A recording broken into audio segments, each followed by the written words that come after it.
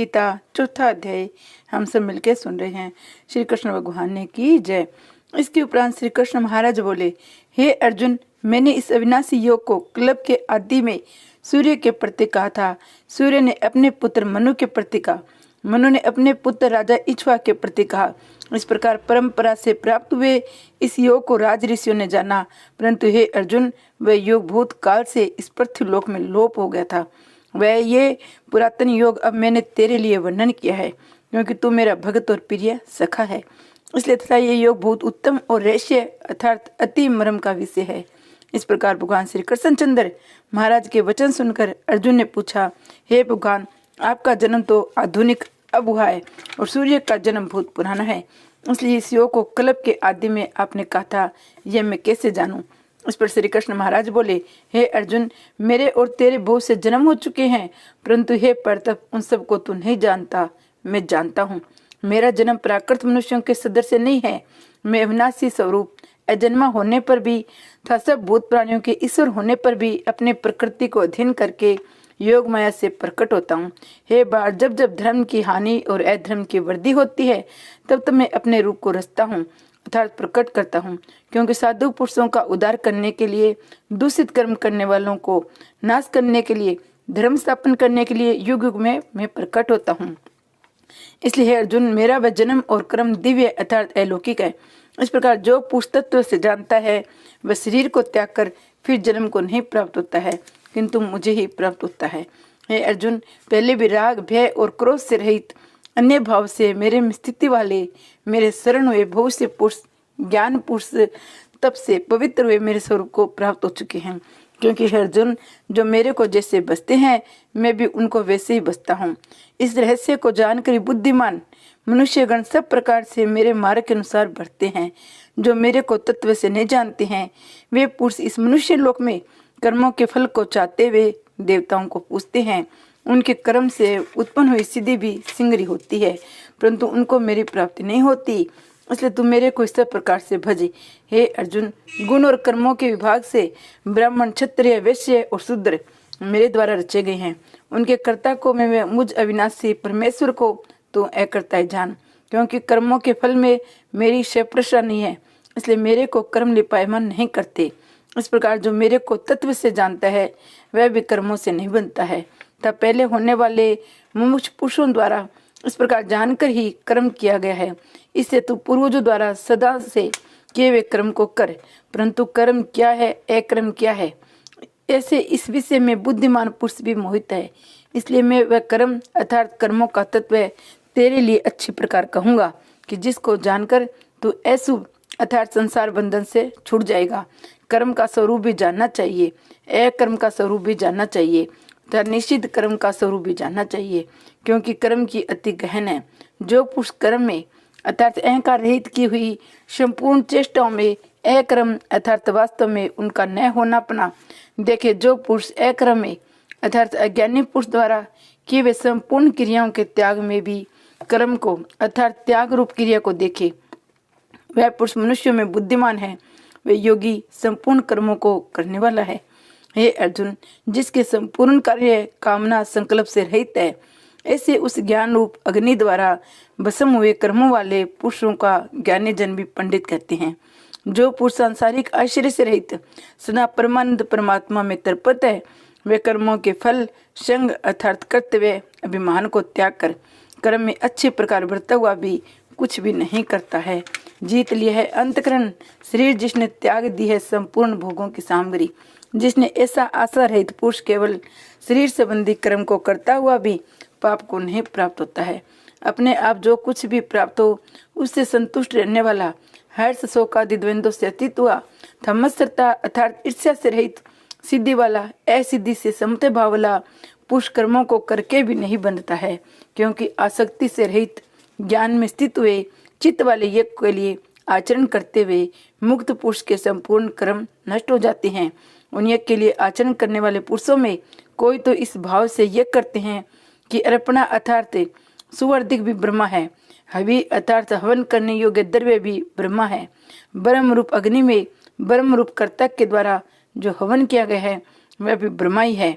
इसलिए ब्रह्म रूप कर्म में समाधिस्थ हुए उस पुरुषों द्वारा जो प्राप्त होने योग्य है वह भी ब्रह्माई है। दूसरे योगीजन देवताओं के पूजन रूप योग को ही अच्छे प्रकार उपासते हैं अर्थात करते हैं। दूसरे ज्ञानी जन परम ब्रह्मा परमात्मा रूप अग्नि में यज्ञ के द्वारा ही यज्ञ को हवन करते हैं।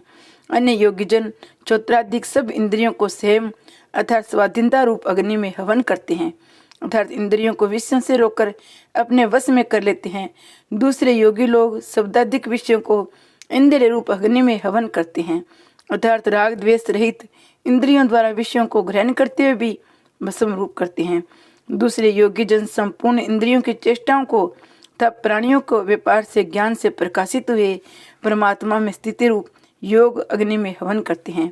दूसरे कई पुरुष ईश्वर अर्पण बुद्धि में लोक सेवा में द्रव्य लगाने वाले हैं। वैसे कई पुरुष सब धर्म पालन रूप तत्व योग को करवाने वाले हैं। कई अष्टांग योग रूप यज्ञ को करने वाले हैं।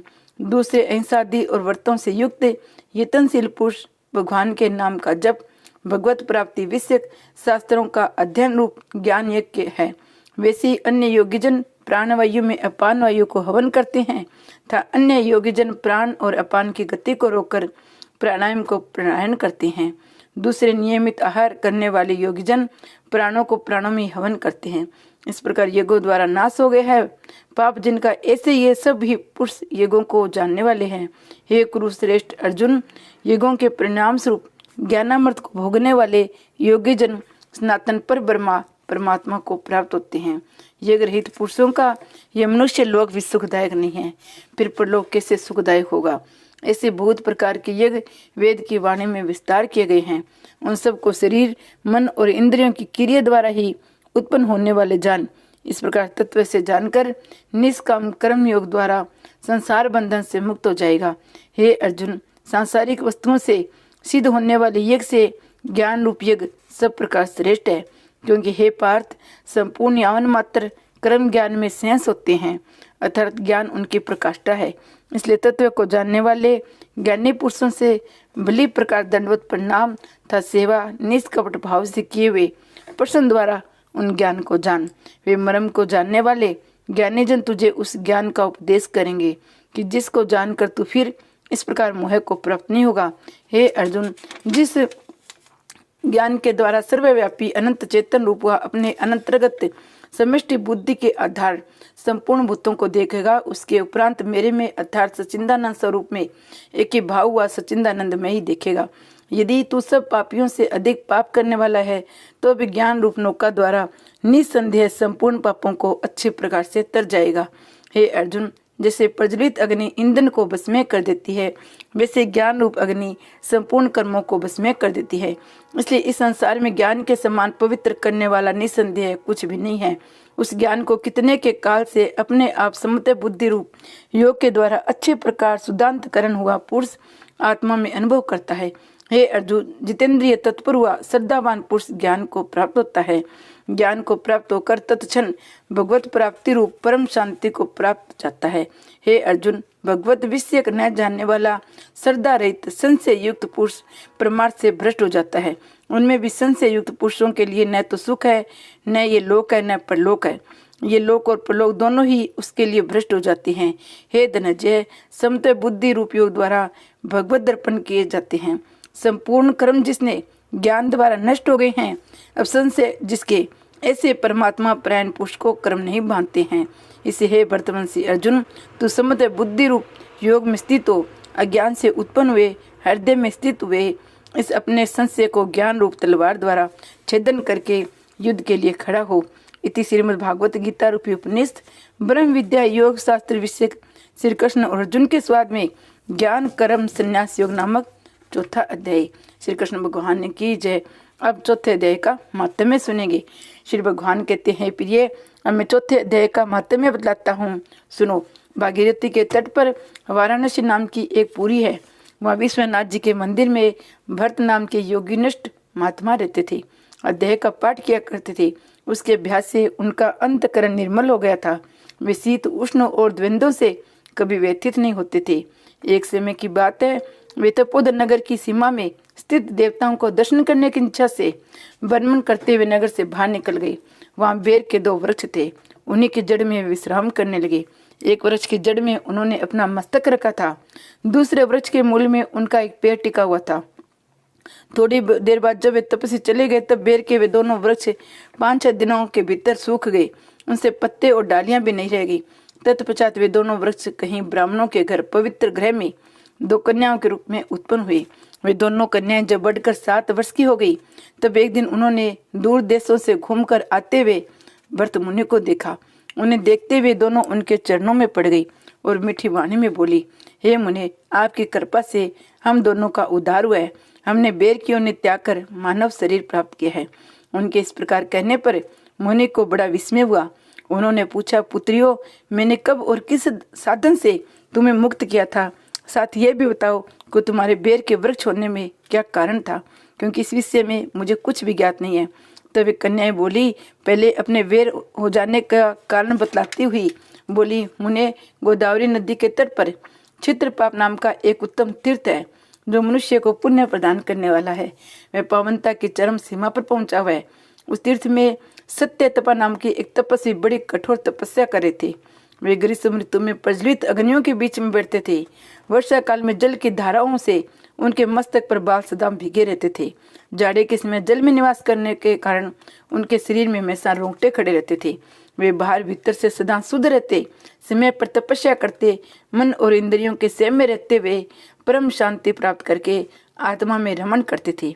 वे अपनी विद्वता के द्वारा जैसा व्याख्यान करते थे उसे सुनने के लिए साक्षात ब्रह्मा जी भी प्रतिदिन उनके पास उपस्थित होते और प्रश्न करते थे।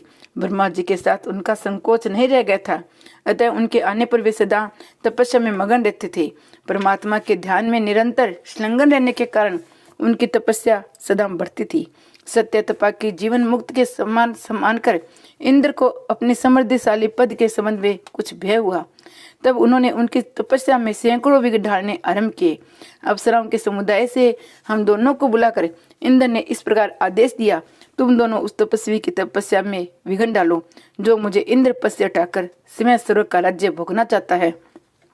इंद्र का यह आदेश पाकर हम दोनों उनके सामने से चलकर गोदावरी के तीर पर जहाँ वे मुनि तपस्या करते थे आई। वहाँ मन था गंभीर स्वर से बजते हुए मृदंग मधुर वेणुवाद के साथ हम दोनों ने अन्य अप्सराओं सहित मधुर स्वर में गाना आरंभ किया। इतना ही नहीं, उन योगी महात्मा को वश में करने के लिए हम लोग स्वर, ताल और लय के साथ नृत्य भी करने लगी। बीच बीच में जरा जरा सा अंचल खिसकने पर उन्हें हमारी छाती भी दिख जाती थी।